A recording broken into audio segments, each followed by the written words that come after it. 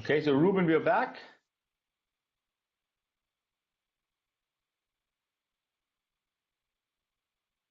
Is Lou there already? Can you hear me now? Yeah, can you hear now? Is Lou there already? I don't know. Let's see. People. No, no, I don't see Lou on the people list.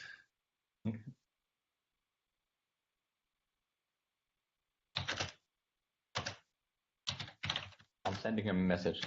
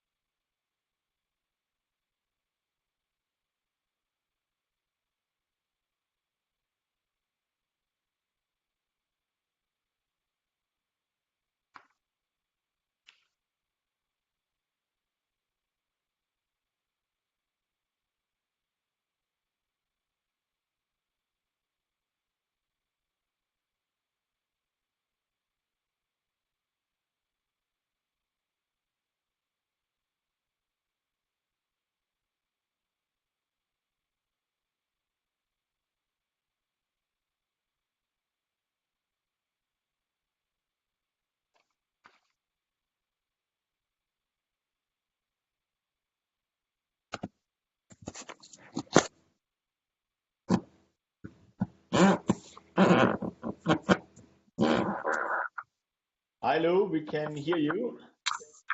Hello, folks.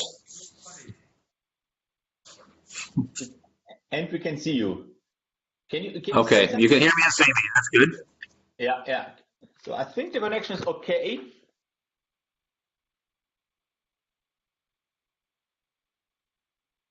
Okay, good. There might be I see Ruben in the room. I see Julianne. Yeah. Yes, I'm here.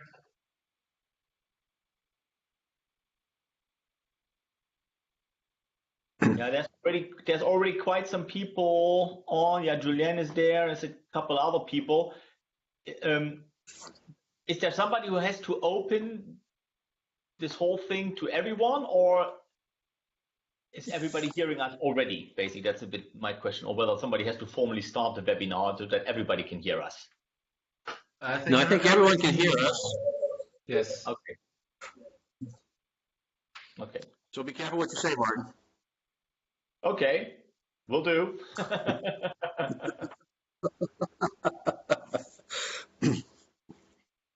Yeah. No, but it's good to know that the connection seems to be okay. So that's fine.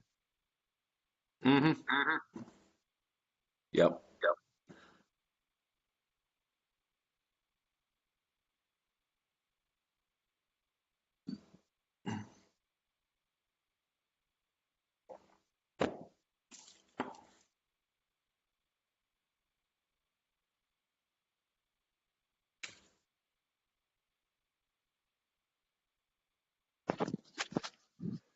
Hi everybody, it's Noel. Hello, Noel. We can hear you. Hello.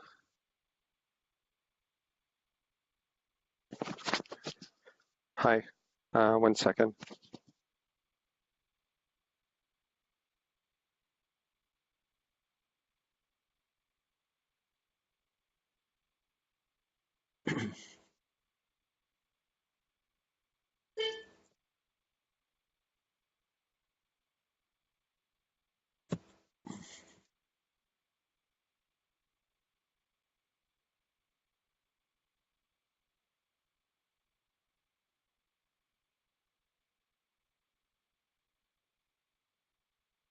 Hi, this is Julianne. I just wanted to test the mute button. I can hear you fine. Hi, Julianne, I can hear you. Yeah. Hi, Julianne. Hello.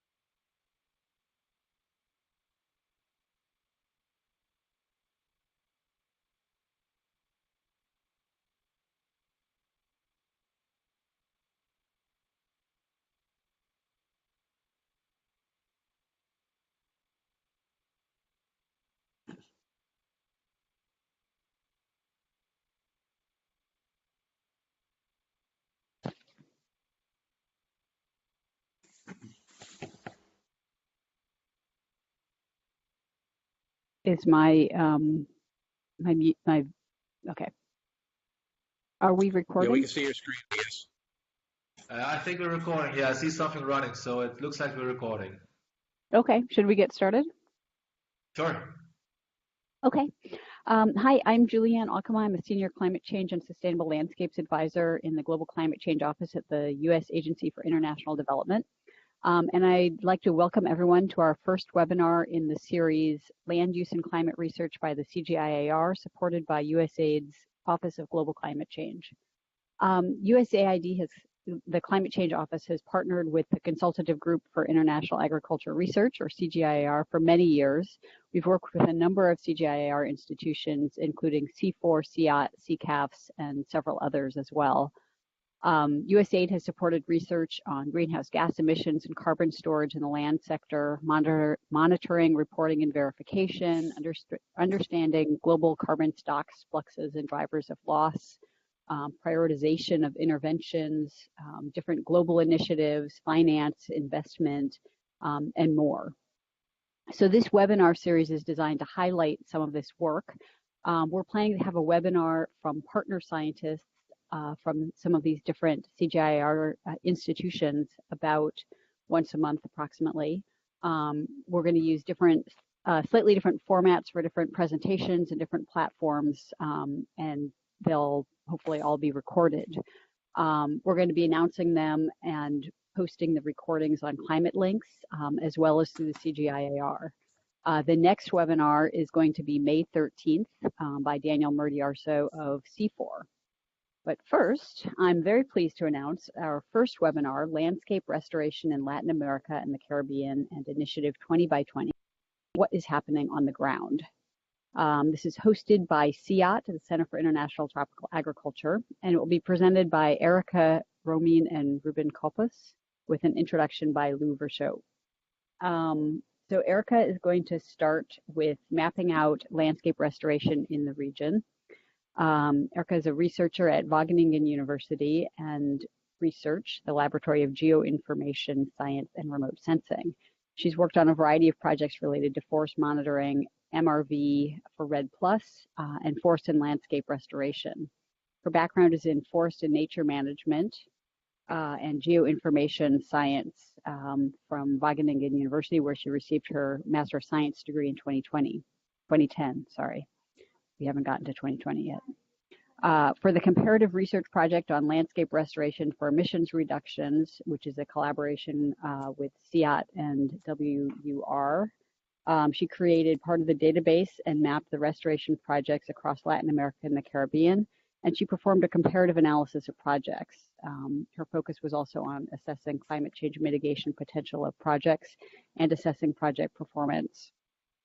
Then Ruben is going to talk to us about involvement of the private and financial sector in landscape restoration in the Latin America region and the initiative 20 by 20. Ruben Coppus is a scientist at CIAT, and presently he's working on forest landscape restoration in Latin America and the Caribbean. and patterns of drivers of deforestation in the Peruvian Amazon. Ruben has a PhD in physical geography from the University of Amsterdam and over 20 years of experience in land degradation and spatial analysis at the landscape scale. Then Lou is going to facilitate a discussion. So first I'm going to hand it over to Lou Verchot to set the stage. Lou is a principal scientist at CIAT who works on the impacts on the climate system of land use change, and greenhouse gas emissions from land. And he leads CIAT's work on restoration of degraded landscapes. Thank you very much, and I'll leave it to you. Great. Thanks very much, Julianne. So just to quickly go over the outline, so I'll give a brief introduction, as Julianne mentioned. And then we'll ask Erika to talk about the work on mapping out our landscape restoration in the region. And then Ruben will follow up with the next section on the finance and financial constraints associated with the 20 by 20 initiative and scaling up restoration more globally. And then we'll put up a couple of questions maybe to just kick off the discussion at the tail end of this. So if we could just, this slide probably has animations, so let's just click once or twice to see. There should be two panels that come up, a title and some bullet points. There's a title and the bullet points. One more click, please. Is it not coming up? I can see it here. Can I do this, or does somebody else do this? I am doing this. I can see the complete slide. So can I. Yeah, same I've got here. the webinar outline on my screen. No, you should see SDG 15 hopefully soon. Okay, because I see the webinar outline just came back. There we go. I've got the picture, life on land. And anyway, as this comes up on my screen, I guess other people are already seeing it. So the life on land sustainable development goal is really about protecting, restoring, and it's going too far now. And promoting, I can read it off of my version of the slide. So Life on Land SDG is really about protecting, restoring, and promoting sustainable land use of terrestrial ecosystems, and it includes sustainably managing forests, combating desertification, halting and reversing land degradation, and halting biodiversity loss. And so I've just put up a couple of quick factoids to sort of give the scope of the problem and the magnitude of the problem. So according to the FAO-FRA, 75% of forest lands are degraded, and the rate of forest degradation is almost equal to that of deforestation. This is very much a human impact. It's not just an impact on ecosystems. 2.6 billion people directly depend upon agriculture, and 52% of the land that's used for agriculture is moderately to severely affected by soil degradation. And land degradation affects more than 1.5 billion people globally, and I guess we could make the argument that it affects actually everyone, since we all depend upon food produced by agriculture. But directly affects the livelihoods of 1.5 billion people. And arable land losses is running at around 30 to 35 times the historical rate. So we've had a tremendous acceleration over the past few decades on the rate of expansion of agricultural land and the rate of degradation of that land. Due to drought and desertification each year, about 12 million hectares of productive land are lost. And land degradation should also be seen as a poverty issue. As much as 74% of the poor are directly affected by land degradation across the globe. Okay, next, please.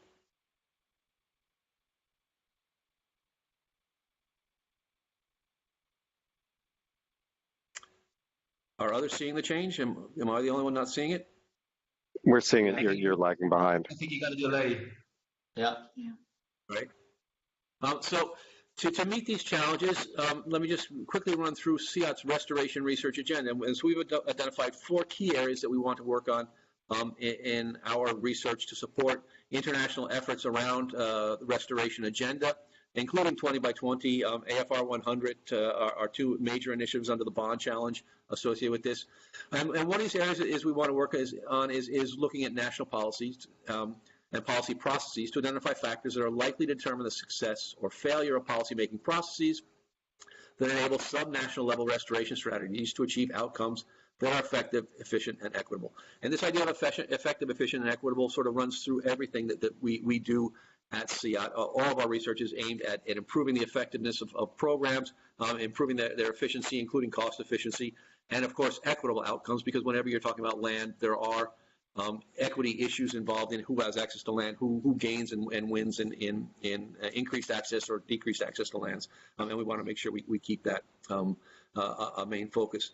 The second area, and that's the area we're going to be discussing today, is research on demonstration activities, and we want to undertake comparative analyses of restoration projects and learn from experience. And very often projects get implemented without a good capture of experience. We hope to, through our research, we're going to be able to capture lessons learned and ask interesting questions through comparative analysis, looking at opportunities to identify best approaches to achieve these effective, efficient, and equitable outcomes. Again, and the emphasis on these three dimensions of the outcomes that we want to be focused on.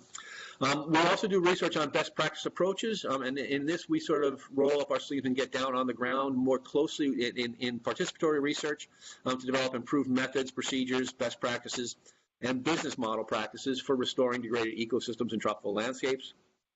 And finally, we have an area that's focused on research to improve measurement and monitoring, to develop and synthesize methods and tools for monitoring the economic, environmental, social outcomes of restoration projects. Next slide, please. There. You're able to see it? Okay. So today we're going to talk about the comparative research project on landscape restoration, and the aims of the project are to understand the scope of ongoing and pledged restoration activities, and then to characterize them. And we have a number of ways of characterizing them that we'll delve into in the presentation.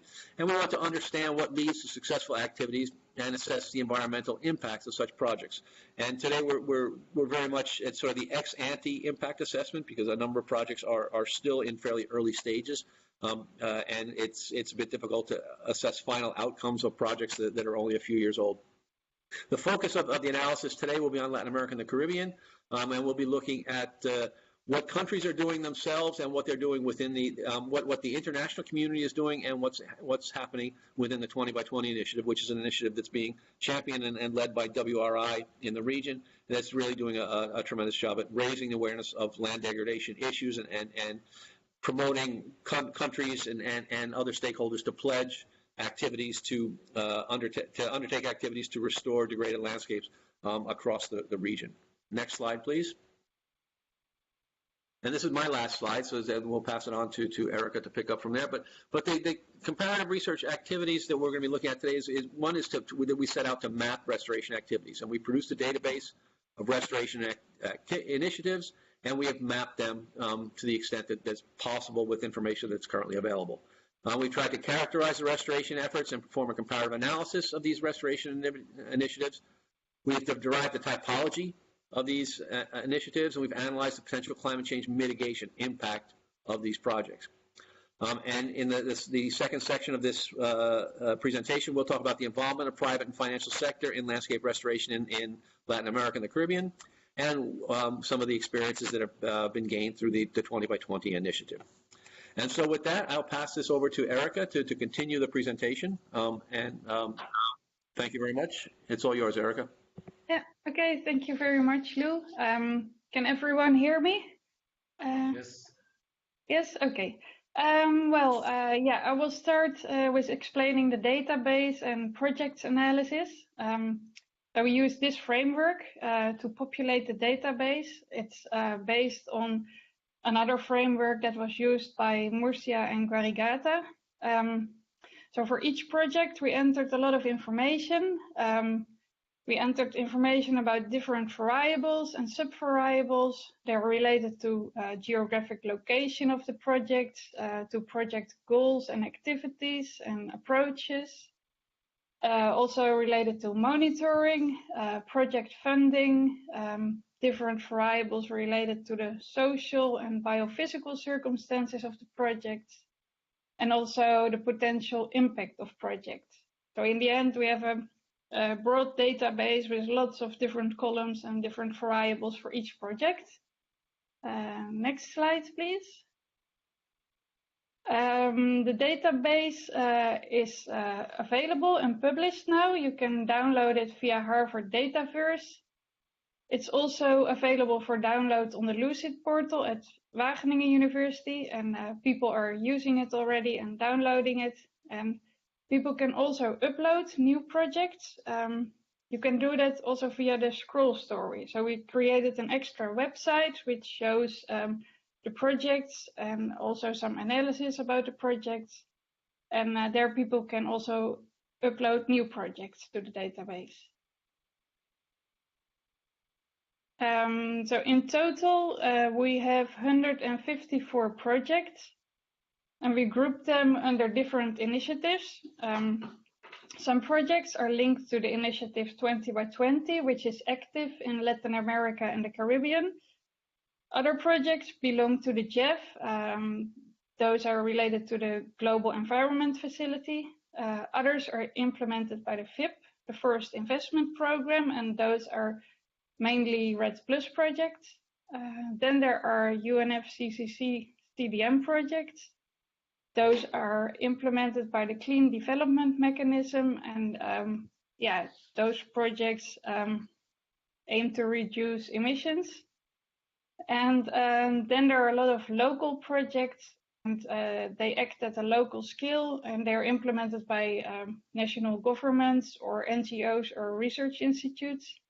And you can see that many projects are located around the Amazon area and also spread over the whole continent. Next, please. As you could see in the map, most projects, they are located in tropical areas or subtropical biomes. And around 25% of the projects, they are located in dryland areas. In the table here, you can see the extent of the restoration activities. So there are many small-scale activities, and those are mainly implemented by the local projects and also by CDM and also by 20 by 20 initiative. And then the larger scale projects, they can be more than 20,000 hectare or even more than 100,000 hectare. And they're usually implemented by the GEF and the FIP, and sometimes by 20 by 20 initiative. Next slide. And all these projects, they have many different goals. They can also have multiple goals. And this slide shows all the goals for the different initiatives. So many projects have the goal to increase vegetation cover, also to recover biodiversity or to recover ecological processes. But there are also some differences between initiatives. For example, capturing and storing carbon.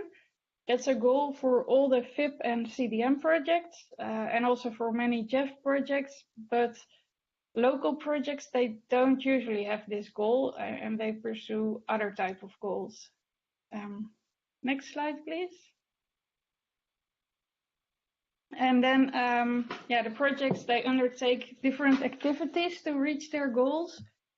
It's also a combination of activities. And here you can see the activities that belong to restoration of vegetation.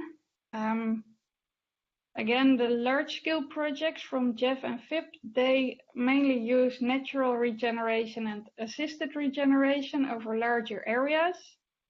And then the CDM projects, they are at a smaller scale, and they always have one or more types of plantations. And often that is a monoculture plantation, and also sometimes with exotic species.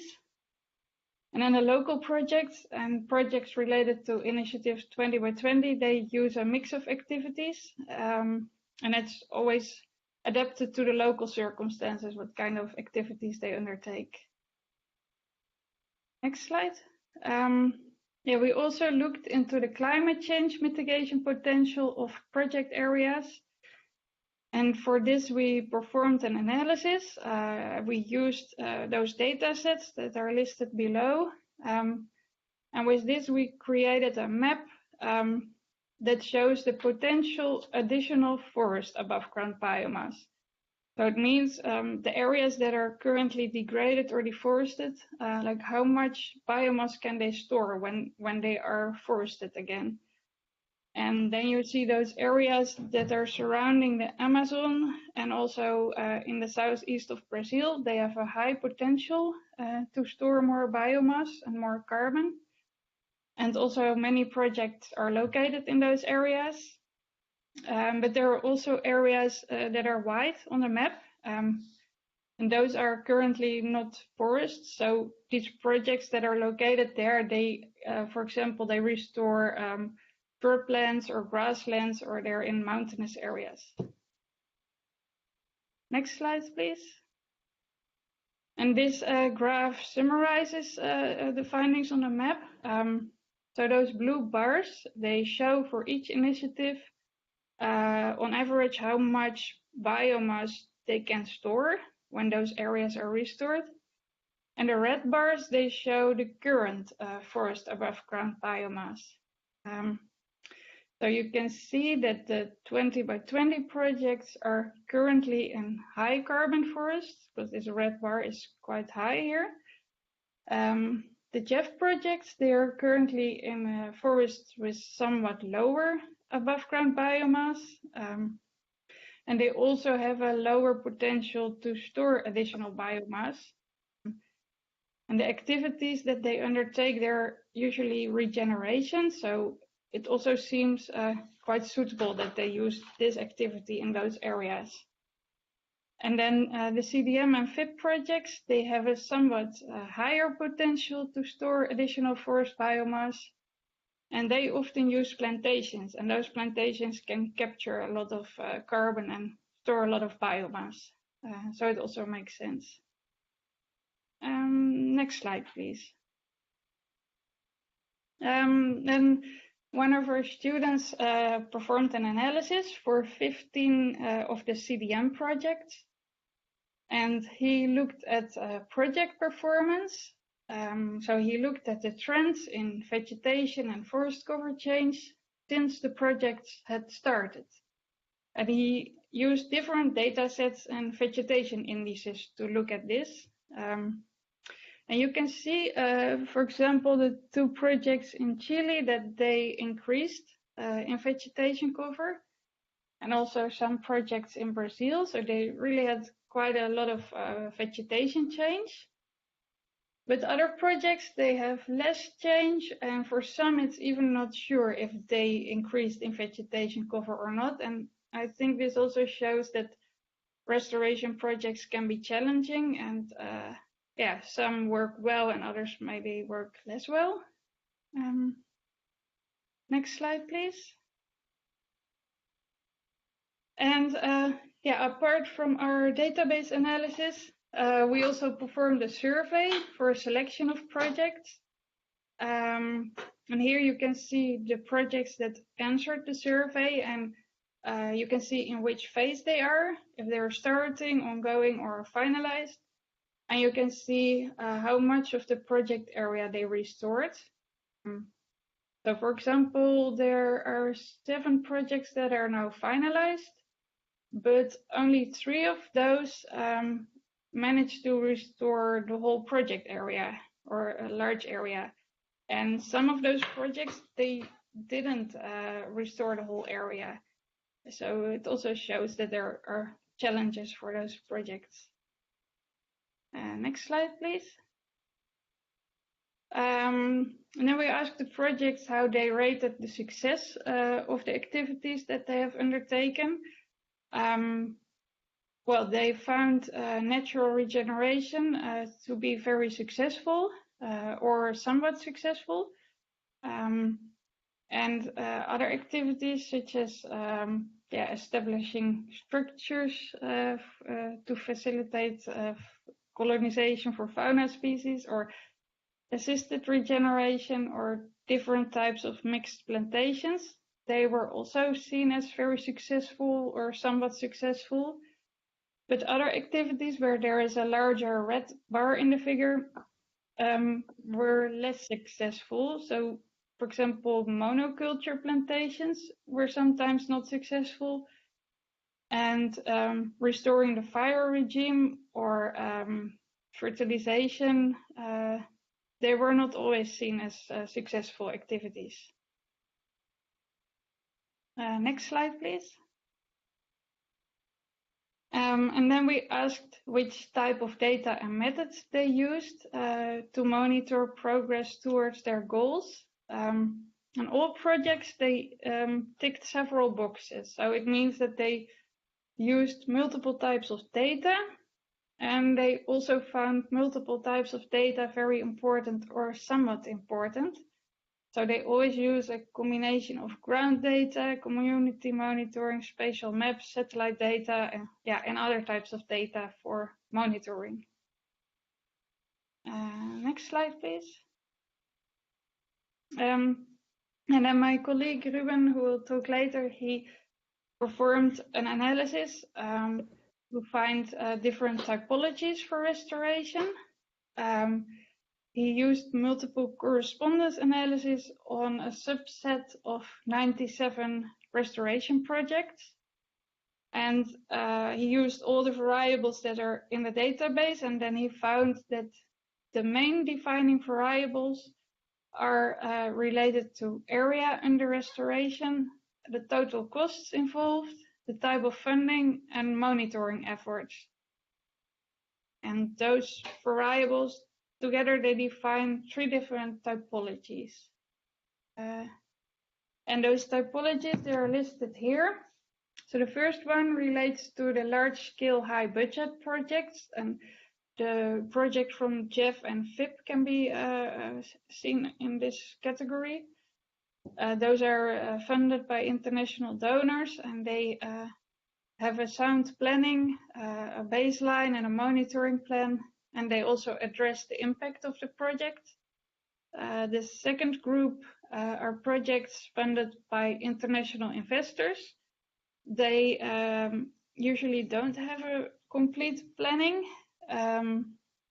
and the emphasis is also more on timber products to get a profit out of the project. Then the third group consists of the smaller scale projects, usually funded by national governments. They are smaller scale and they have a lower budget, and they are linked to local processes to solve the local environmental problems. And they are usually not linked with carbon sequestration.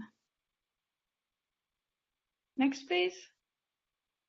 So to conclude this part of the presentation, we created this database. It's published, it's available, and people can use it also for their own research purposes. We found that financing, so the type of donor, has a large influence on the type of project activities. And also related a little bit to that, the projects can be grouped under 3 main typologies. And those typologies are defined by project area, financing, and monitoring efforts.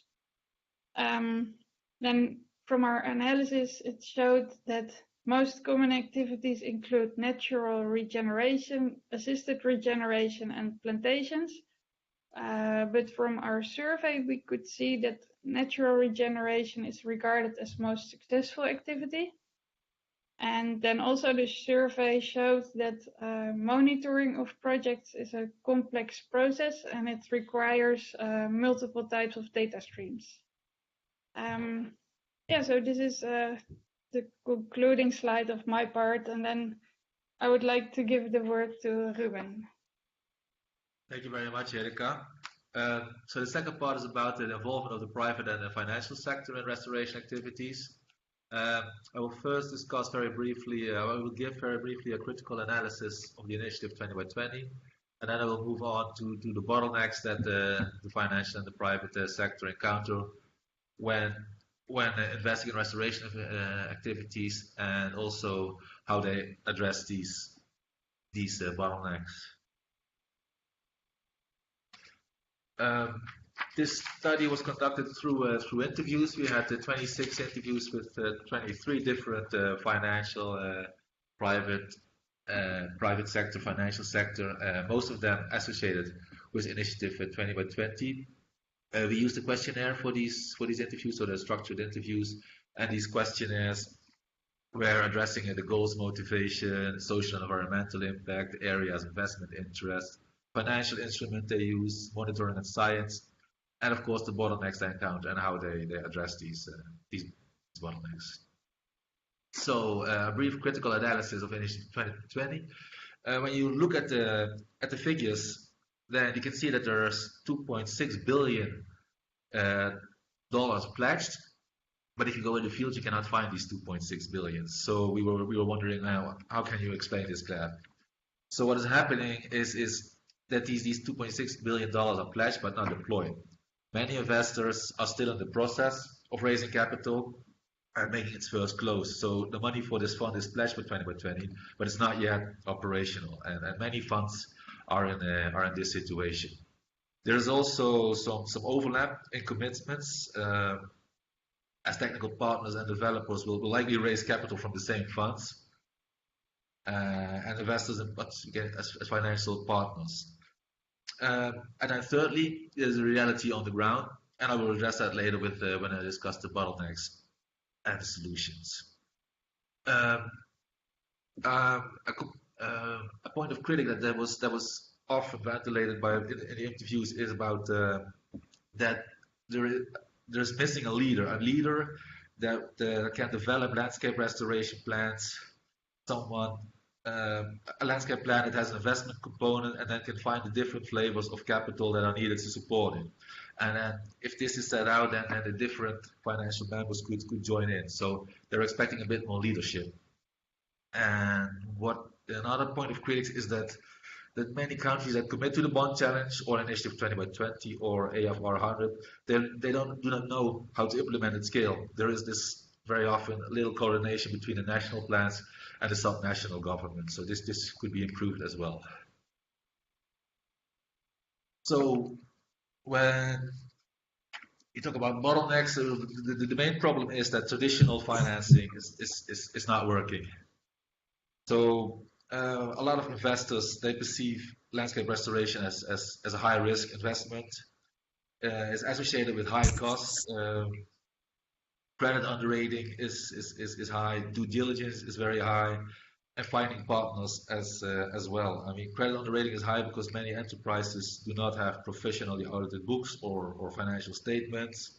Projects also have to meet very strict environmental, social, and governance criteria, so extensive due diligence is needed, and this includes social and environmental screening, which adds a lot to the cost.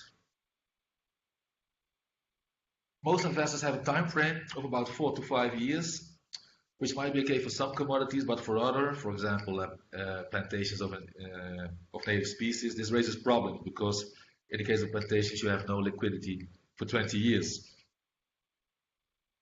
On the other hand, you also have commodities with a very short term, which are sold on informal markets, which are very transitional, and investors cannot work with informal markets nor with transitional commodities. They look for a bit longer relationships with commitment from buyers to de-risk this investment.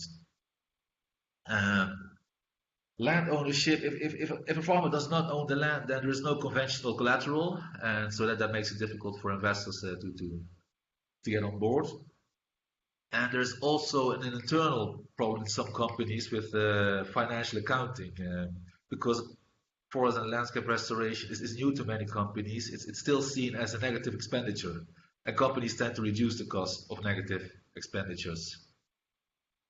And then lastly, a big bottleneck is, of course, the lack of data, not necessarily scientific data. I mean, companies need evidence that landscape restoration is delivering socio-economic and environmental benefits so that they can make their business case. They need proof to get investors interested. And there are also certain companies, especially forestation companies, they need data on performance of native species.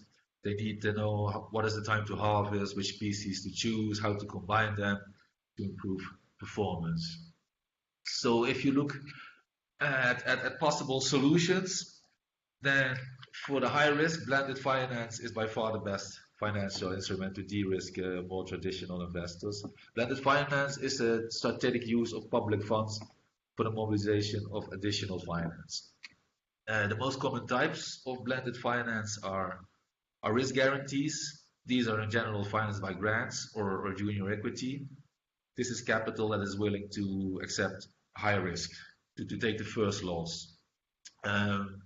Risk guarantees this is actual capital. This is contrary to the loan guarantees, which are also very important to get institutional investors on board. Loan guarantees are not actual capitals; they're a loan. And I mean, many investors ask for these loan guarantees, but I mean, this is also a task for the government. So the government could transform certain grants into this type of instruments, but there is a competition between, where to spend the money. And then funding for technical facility would also help greatly. I mean, projects that cannot meet investment readiness requirements would greatly benefit from this type of support. If you look at high cost, some investors use a hybrid model to address these high costs. A hybrid model merges investment capital with philanthropy to get the economics right. And another way that they address is by offering a below market return. That's another way to deal with high costs.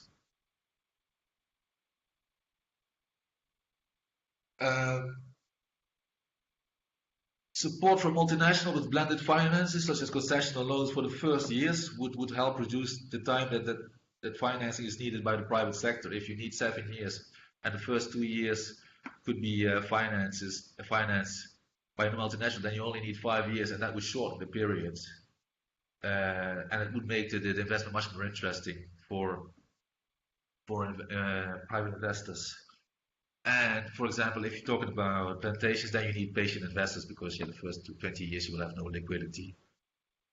For the short-term markets, the short informal transitional markets, you need to create partnerships. You have to help farmers with developing a business plan, then link these farmers in cooperatives with local players that are interested in the products but might not have the money, and then find funds or financial instruments to finance this partnership.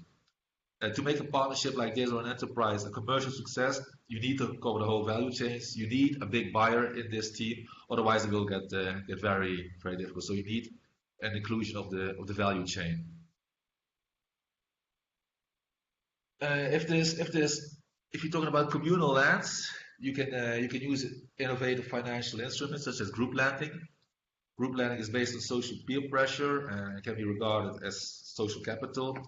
So when you lend to the community, who's the title property owner of the land, it's collectively responsible to repay the loan.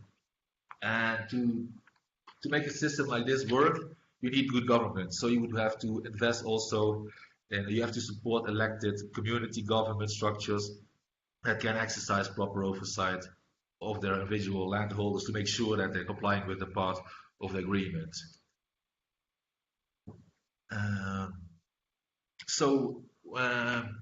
Regarding the internal accounting in companies, if you only would consider landscape restoration as a positive expenditure, then a whole lot more money would become available for restoration. It's a simple administrative trick, but it would mean a lot of difference. Talking about monitoring, if it's part of the core business of the company, then they will do it themselves. I mean, if a plantation needs data about the performance of species, they need that to calculate their return on investments. They will do the science themselves. But if it's not core business, then normally they seek collaboration with universities, or they simply postpone it until revenues come in and a positive cash flow is generated, and then they have money to spend it on monitoring. It would greatly help if the attitude of academia and donors toward the private sector would change. Now it's more or less that both expect the private sector to pay everything for themselves, and well, not all of them have these interests, or not all of them have the money to do this. So it would much better if they look for collaboration and they could coordinate and articulate better their interested. Except for just expecting them to pay for everything, because that's not happening at the moment. Only a few companies are doing the whole baseline studies and the scientific monitoring, and they're interested in it. There is interest, but yes, it's not their prime interest. So in this last part, I'm going to try to connect a little bit the dots and some concluding remarks. So there is clearly an increased interest by governments in landscape forest restoration in the last 5 to 10 years, and this can partly be explained because they understand the nexus between climate change, land degradation, decreased production, conflicts, and increased migration. Second explanation, of course, is the publicity that landscape restoration has received through the Bud Challenge, the New York Declaration on Forest, and also the Sustainable Development Goals, especially the goal 15, Life on Land. It's not only critics about 20 by 20. I mean, there's also positive news that what they did was they used the momentum that landscape restoration has now. They created a movement. They got stakeholders committed, the private sector, both the governments. It was the first regional restoration initiative of its kind. It's now followed by AFR 100, and there are also plans to start similar initiatives in Europe and Asia. So you have to give some credit to 20 by 20 as well. I already talked about the leadership. With some extra leadership, it could benefit from the available expertise with the technical and the financial partners. And if national restoration plans will be integrated with local needs, then I think you have a bigger chance that the 20 by 20 initiative will trickle down to lower government levels.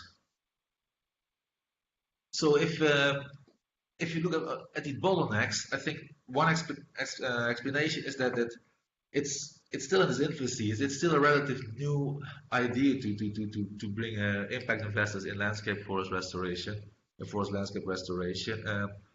On the finance side, it's mainly trial and error. You're just looking for a working business model. The situation is a bit similar to microcredits 10 years ago, when that was an emerging market. And now the financial metrics are standardized and people know through experience what to expect. These certainties are still lacking in restoration, but probably will be there in another 5 to 10 years. And on the socioeconomic and environmental impact, there are also some serious problems because you get the definition. What do you consider? When do you consider a landscape being restored? What metrics are you going to use? Who's going to decide this is restored and that's not restored? There's still a lot of discussion around that. And then my final comment would be that the public and private sector, they need each other. As I said, I mean, everybody's waiting for more evidence-based studies about the benefits. They want to show the impact of landscape restoration. Guarantee instruments and grants from the public sector are needed to unlock finances from the private sector. Some of the investors are doing that themselves already. They have separate funds or foundations to finance technical assistance, and then these funds or foundations are not part of the portfolio and are not intended to make profit. And you will need public, private, and civic partnerships, but it's not easy. It requires time. You need special skills. It's a process with many steps. Often there's a lot of mistrust, and things go slow. I mean, especially when you look at local investors, national investors, there is some appetite to invest, but not very much.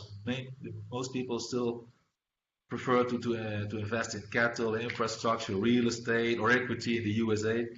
So you have to get these people on board as well, and it's all a process of time as well. I mean, there are some events like the GLF Investment Case Symposium held in May last year that was organized to engage large institutional investors, bank and multinational through dialogue. But of course, more action is still needed to get everybody on board. That was my part of the presentation. Thank you very much. I will give the word back to Lou now.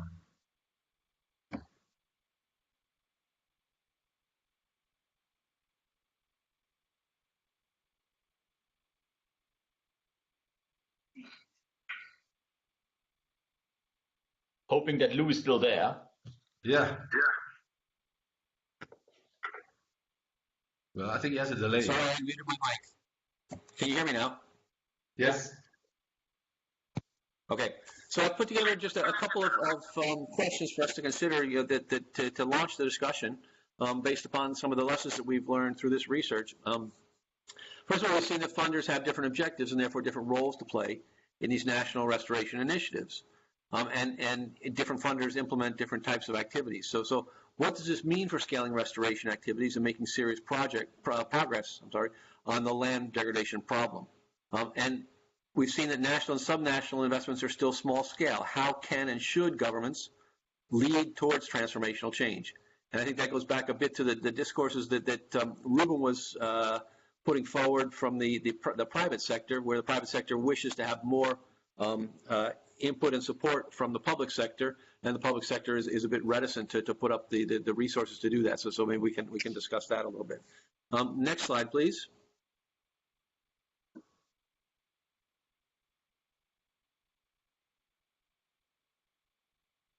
So we also heard that monitoring and reporting are constraints, and we know that as these international initiatives and agreements get put in place, the requirements for monitoring and reporting are just growing exponentially, and countries are struggling to keep up with this, as are private sector players and civil society players. So we've seen that projects that are financed with private sources typically lack outcome monitoring programs, and I guess the question is, what sorts of additional incentives or requirements or mandates do we need to put in place to support better monitoring and reporting? Do we need more carrots and sticks, or are there other things that we should be doing to promote that?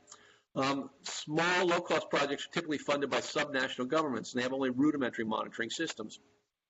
But countries are putting in place national monitoring systems, so are there opportunities for these national and international systems to better support some national efforts so that we don't have to duplicate processes and we can also get some economies of scale? Next slide, please.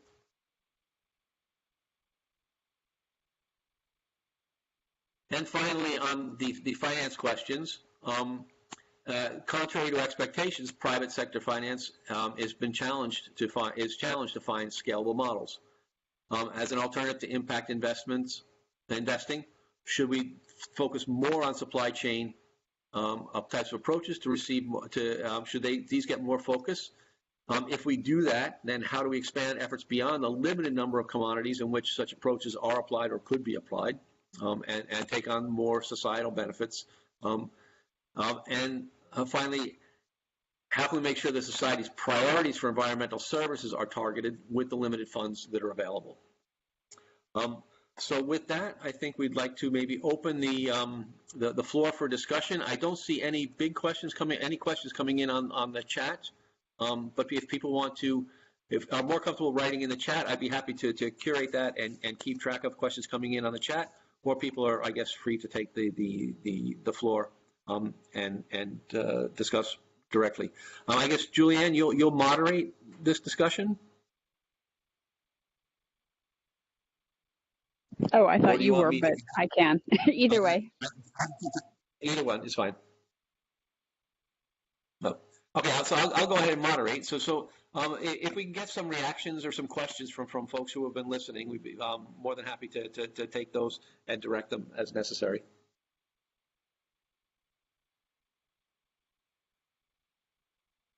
Maybe a starter here, Dave Gibson from IFC. Can you hear me?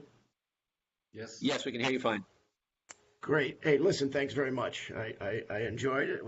It was a lightning tour de force. I didn't see a lot that I don't think I didn't know, but the granularity was good, and the overall data was really helpful. I'm curious on a couple of matters, two in particular. Could you describe what the substantive difference is between natural regeneration and assisted? Is that just pure protection versus something with some planting of natives or exotics? And then on the finance side, I'd really love to know a little bit more about what the anticipated spreads have been and what they've actually turned up? Are we seeing anything that leads to a better understanding of what is scalable in terms of finance, and what are people looking at in terms of spreads at this point across your 3 different models? Okay. So maybe we let Erika take the first question on the difference between assisted and the different types of natural regeneration or assisted regeneration, and how those technologies differ. Yeah, well, what we used to create the database, we saw difference in the different activities. So for natural regeneration, the projects didn't really intervene in the area, but they could fence it off and keep the animals out so the area could naturally regenerate. And for assisted regeneration, sometimes they did use some methods, or they threw some seeds, or they planted a few species, but it's different from whole plantations. So that was the difference that we saw in this. Yeah. And Ruben, do you want to talk about sort of returns on investment for some of these investment funds? Sure. Well, some investment funds are aiming at are very clearly we're only doing below market returns.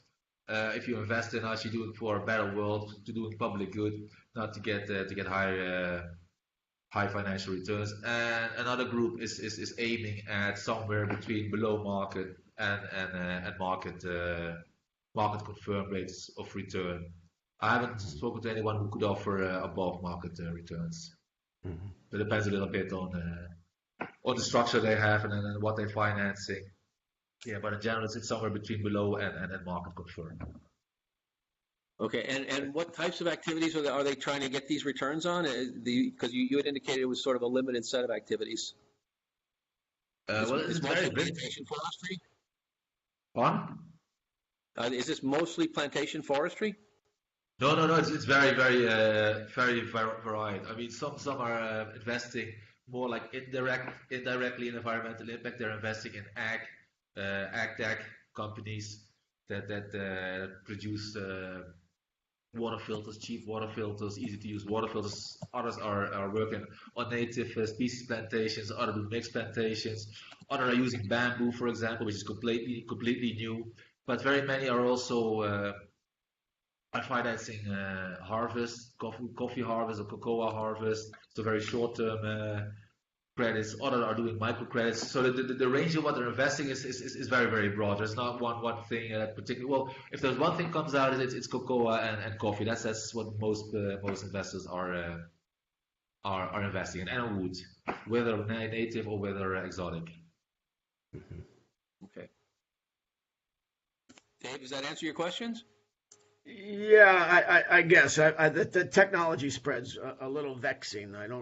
How much of this is business as usual, and how much of it really falls into a clear restoration is I think a good question. I don't know that we have a good understanding of that part.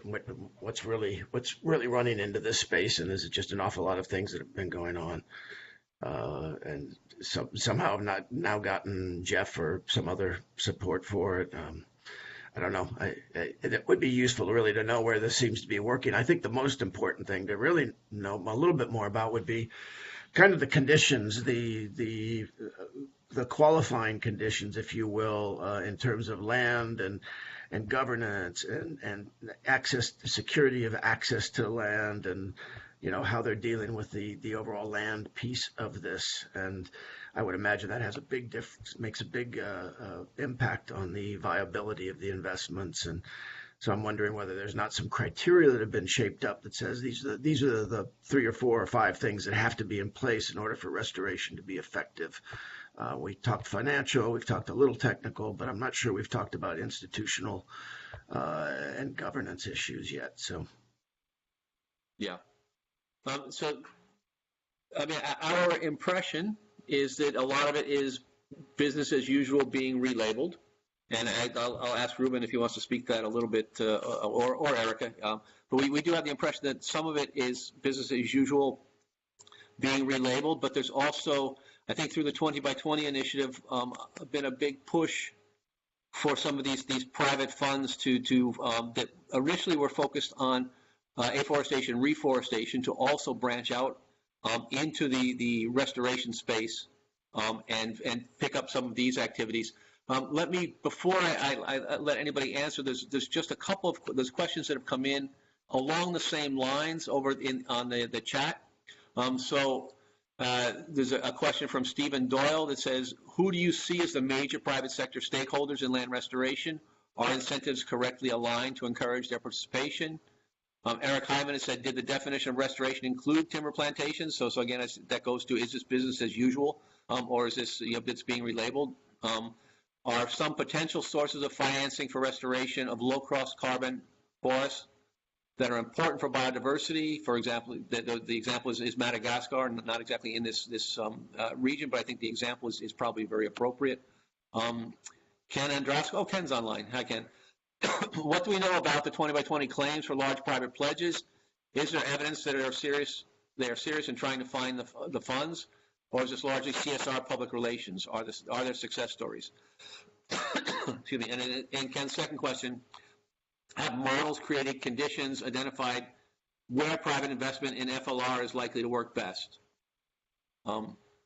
And finally, to what levels are 20 by 20 countries harm? This goes multi countries. So let's take those that are really focused on sort of the private sector and labeling versus new activities, scaling up. And if anybody from 20 by 20 is online, if Walter or anybody from his team is online, it'd be great to hear what your experiences are. My impression is that 20 by 20 has done a lot to raise the discourse. It certainly raised the pledges and levels of stated commitment. And I guess discourse always follows action, or comes before action. So we're maybe a bit early in the game, but we do see tremendous commitment by governments to put in place plans to begin restoration activities. But let me ask Erika and Ruben to chime in, and Martin, if you have any insights you'd like to add, please feel free. Well, I can comment on one thing about the business as usual. There is a lot of business as usual, but there's also a reason for it, because although everybody's always talking about innovative financing and innovative production, if you really come up with something innovative, you won't get the finances because it's too new, because people don't know what to expect. People cannot calculate what will be the rate of return. So investors are very, very reluctant to invest in something that is too new. So you're more or less forced to not be too innovative because you won't get the finance. That's some of the problems I heard from in these interviews.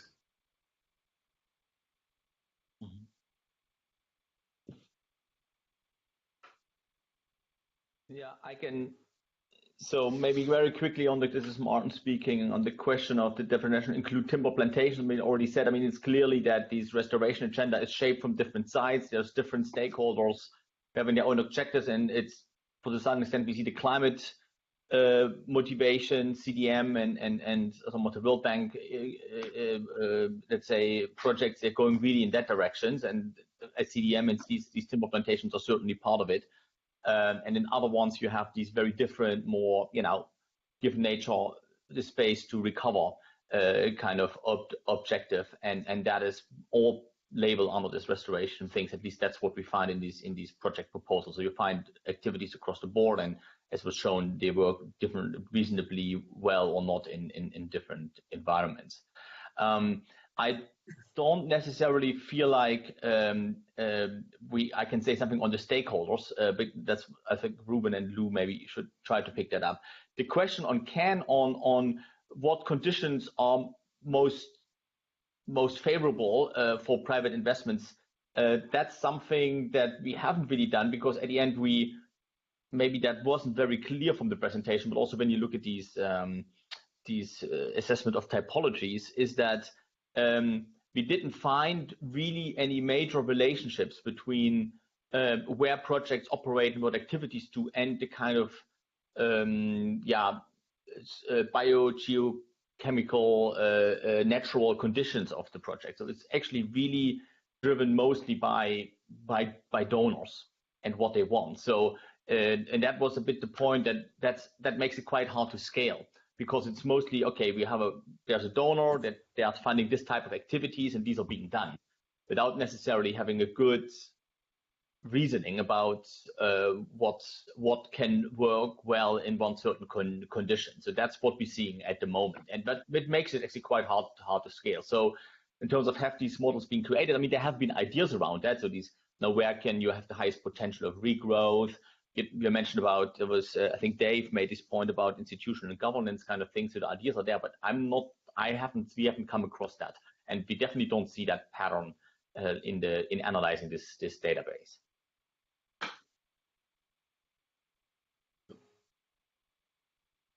Very good. So we have, does anyone want to pick up on this further before I take us in a little different direction? Is anybody from 20 by 20 here that wants to talk about this? Who's online? There's 30 people online. So.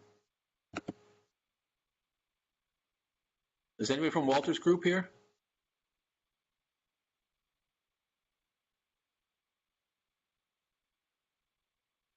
Don't see any of our colleagues from WRI.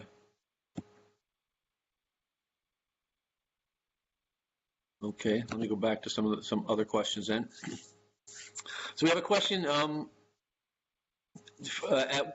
at what level are 20 by 20 countries harmonizing their policies to facilitate restoration initiatives? And another one asking about scientific evidence on the relationship between forest plantation and ecosystem restoration with reduced risk, reduced risks associated with natural hazards, particularly landslides and flooding. Mm-hmm. So countries harmonizing and restoration and risk. Who would like to take? I could talk a bit about what we're seeing in national policies. I reviewed a number of national policies, and I don't see countries actually working to harmonize their policies across between themselves. I see countries really trying to tailor their policies to their own national situation, their own national conditions, and national priorities associated with development.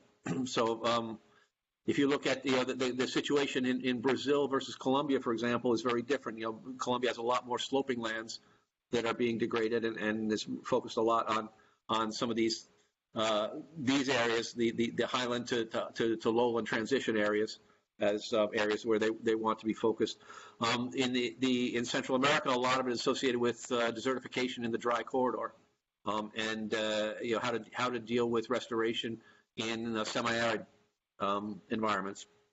So I don't see so much harmonization in policies to facilitate restoration initiatives.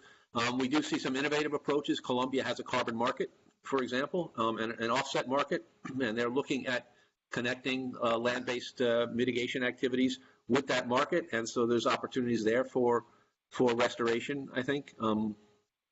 Other countries are not at all interested in carbon markets, and so they're not going down that road. But do others have a perspective on national policy processes?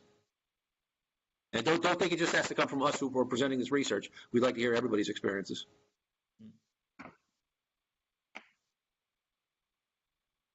If nobody is going to pick it up, I mean, Lou and with Lou, we have been working also quite a bit in the REDD+ arena for the last 10 years, and there is a bit of a similar situation that on one hand you have these national initiatives and they are driven by some certain international agreements and initiatives, and then you have these kind of local subnational national initiatives, and they kind of started off as quite disconnected, and to a large extent they kind of still are, although you see more convergence now happening. And I think that would also, let's say, qualify for the restoration situation. That's my perspective. And then on these relationships between forest plantations and ecosystem restoration, I cannot come up, I'm not really an expert on that, I have to say. I mean, I cannot come up with anything related to the projects that we looked at, that they particularly had, say, this is a key outcome of this, so we want to reduce it and we have a way to assess that. I mean, more broadly speaking, there are there is evidence that having functioning forests and ecosystems around reduces the risk of dangerous outcomes of hazard, and also the resilience of the ecosystem as a whole to to deal with variability in, I don't know, the climate system, or including some of these landslides. Sorry, with all of these floods and landslides, it's the same related to soil. So broadly, that evidence exists, but I don't think that is a major factor, or we don't find that really back in these projects as a major factor. Right. Yeah, I think we may see some of this. So USAID has a new investment in paramo restoration in Colombia. And paramos are highland wetland ecosystems in the Andes. And they are essentially cloud-based systems. The vegetation strips a lot of moisture moving through the atmosphere, moving through the clouds to come through these ecosystems, and then creates a highland wetland that begins sort of the downward flow of water in a number of key watersheds. So I think we hopefully will see some changes in as these ecosystems are restored over the course of this project. We'll begin to see some hydrological changes, and whether that actually results in downstream flood mitigation is still to be seen, or whether that reduces landslides in the Andes, which are of course a major problem in a lot of these areas, is still to be seen. But the idea of increasing water storage on these landscapes and regulating the timing of water flows across these landscapes is key to some of these restoration initiatives along these lines, and we'll see how that bears out as these projects build up and get successful at restoring these ecosystems. This is Julianne. I don't want to. Okay, go ahead. Sorry. Oh, sorry. I don't want to interrupt the conversation, but before we lose too many people, I just wanted to encourage everyone. Thank you for joining us, and encourage everyone to join us for the next webinar, May 13th, and that you can sign up for reminders if you go to Climatelinks. But again, I don't want to cut off the conversation. There's another question in the chat box, and you were just asking if anyone from Colombia is on. Mm-hmm. Yeah, so I was wondering if anybody from Colombia, USAID Colombia, was on, who's involved in that initiative, would like to share some viewpoints.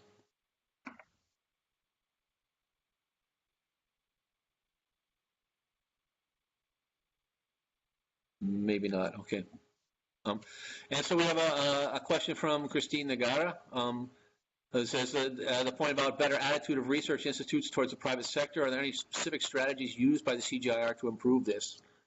So I think the CGIAR has actually been at the forefront of some of the initiatives to link and work more closely with the private sector. In particular, around land restoration, natural resource management, recognizing that a lot of the work that we do is participatory in landscapes. So we undoubtedly run into the private sector all the time and work with them to bring about changes in these landscapes. So I think that I'm not sure that research attitudes are negative to the private sector. The private sector is diverse. It's individual farmers are private sector, seed companies are private sector, and we've certainly been interacting with these types of organizations for quite a long time.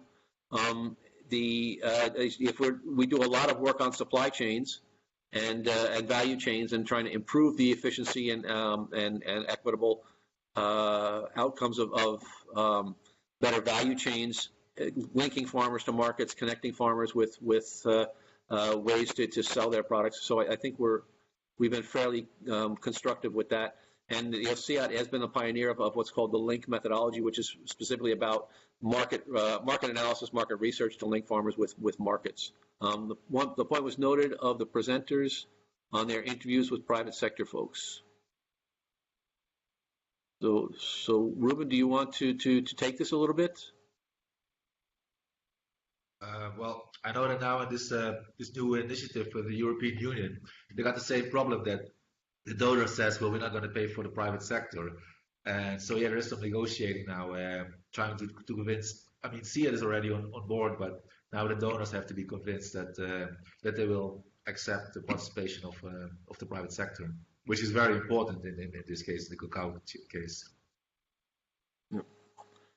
But I think there's also something here that needs to be resolved. I mean, we often hear that the private sector saying, you know, we need risk reduction, we need loan guarantees, we need risk reduction investments from the public sector, and the public sector wondering why public resources should go to financing private sector business models. And I think this really is going to need to be connected more with sort of non-financial societal outcomes with respect to resource access, resource use, resource availability, resource integrity. If it's going to fly, I think as long as it's perceived as helping the private sector be better at its own business model, it's going to be a difficult sale. And I know we've tried through 20 by 20 to get some financial instruments in place for risk reduction, to support risk reductions of some of these investment funds, these organizations that are you know, the impact investors, for example, to help reduce their risk so they can invest more widely in some of these activities and in new types of activities. And the reaction of the bankers was that wasn't really within their mandate. So I think that there's still some work to be done there, defining just what are public goods versus private goods, and how do you blend public and private financing to generate both public and private goods in these cases. And I think we're still exploring those models in a number of these landscapes.